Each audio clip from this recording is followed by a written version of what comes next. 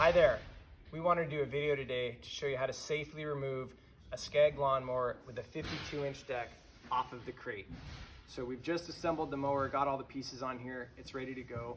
You have to be extra careful with the 52-inch wide decks because the crate for the 52s and the 48s is the same crate. So with the 52-inch decks, it's a little tight when you go to take it off. You got to be really careful about this left side right here and that part of the frame that sticks up in the mower crate. So we've got everything ready to go. You do not want to just slam these off of the crate. I'll show you how we do it here when we take these off. First thing you want to do is make sure your deck is raised up to the maximum height, and that's going to lock in place on all the mowers except for the Liberty. So this is a Freedom Z, and we'll show you how we take this off.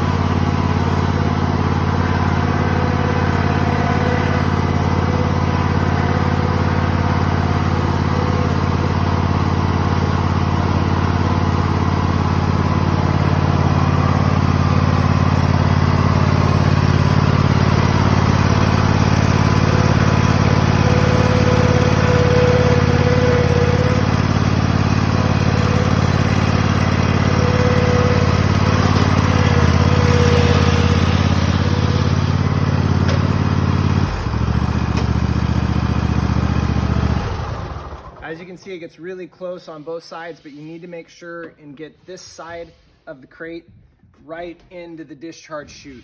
You can't do it right away though because you hit the corner. So once you start to get over a little bit, turn over on top of that part of the frame, and then you can move back.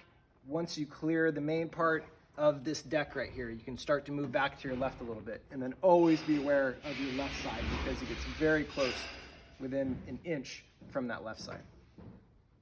Thank you.